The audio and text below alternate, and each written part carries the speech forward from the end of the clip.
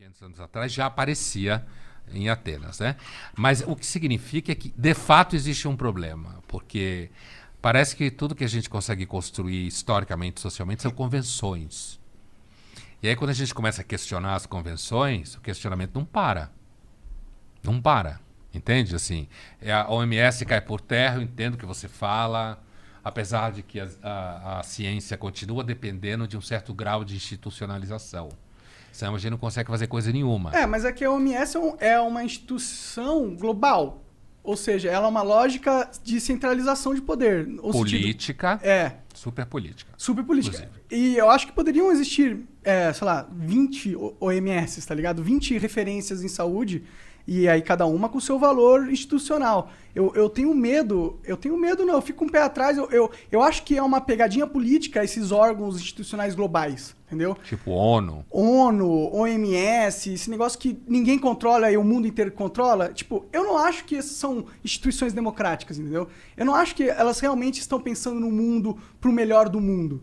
Eu vejo elas como instituições que foram totalmente sequestradas por poderes muito maiores do que os nossos, e elas seguem a cartilha da convenção dos poderosos, entendeu? Eles não seguem um rigor de, tipo, prezar pela humanidade, e o certo é o certo, e a gente tem... Não, porque... E o que prova isso? As atitudes dele. Tipo, se você tem esse rigor pela humanidade, você não é um órgão corrompido, você não fica, tipo...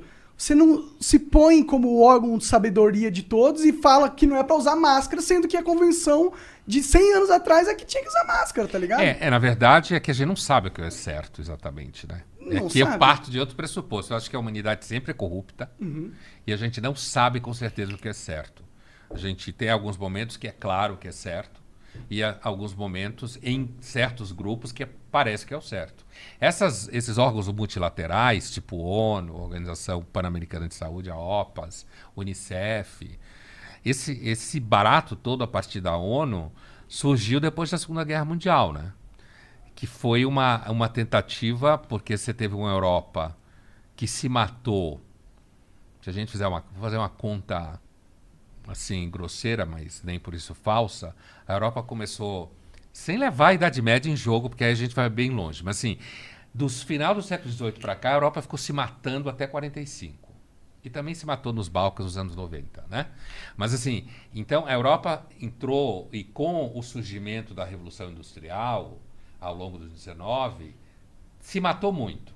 Muita violência que acabou na Primeira e na Segunda Guerra Mundial, com a gripe espanhola no final da Primeira Guerra Mundial. Então, esses órgãos multilaterais, eles têm o objetivo de meio que institucionalizar conflitos. A política é sempre ruim, mas sem ela é pior. Então, eu entendo o que você fala. Então, seria melhor, por exemplo, ter órgãos locais. O problema é como partir da ideia para a realização das coisas. Na vida real, é tudo sempre pior do que tem na ideia. Tipo, pensar em favor da humanidade. Isso não é muito claro. Sim, com certeza. O plano da ideia, é claro. Mas o plano da realização não é muito claro. Você teria que ser Deus, né? Pra saber realmente o caminho certo pra humanidade. É o que o Descartes fala. Só Deus não precisa de método. Por isso que... É isso aí. Exatamente. Por isso que eu acho perigoso você se colocar num patamar de Deus. Num patamar de eu sou a OMS. Eu entendo pro mundo as diretrizes que devem ser feitas. Portanto, todo mundo do mundo inteiro saiba que você tem que seguir o que eu tô falando. E se você não seguir, vai ter repercussões políticas internacionais. A OMS ela tem várias ingerências em vários países. E, pô, se você vai afetar a soberania de um país, você tem que ter muito bem embasado. Você não pode chegar e falar que a máscara não funciona, tá ligado? Sim.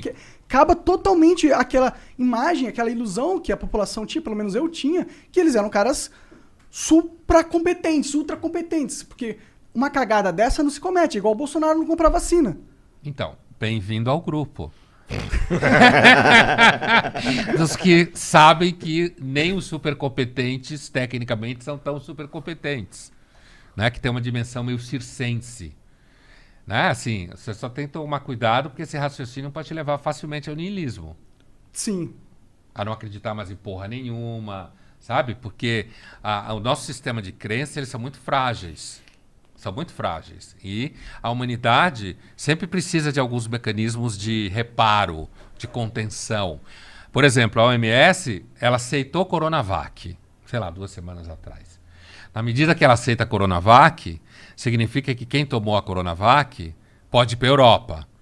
Porque agora a Europa, os países do Mediterrâneo estão preocupados com o turismo de verão. Então, não tinham aceitado o Coronavac. Por quê? Porque, inclusive, tem lá todas as brigas ao redor de vacinas, né? Aquela história que a humanidade ia distribuir vacina para todo mundo ia se dar as mãos. Basta olhar na história. Período de pandemia é pior. As pessoas ficam mais cruéis. Egoístas. Pensa agora, a gente conversava há pouco, pensa agora no Dia dos Namorados. O restaurante fecha às 9h, sábado. Então você tem um período curto para ir jantar. E o povo quer ir jantar no Dia dos Namorados, senão a namorada vai ficar brava. O que acontece? Os restaurantes põem o menu em 500 pau, 600 pau. Por quê? Porque tem a pandemia, tem menos serviço, tem menos acesso. Você vai ir, não importa o quê. Quando você espreme a humanidade, normalmente sai merda.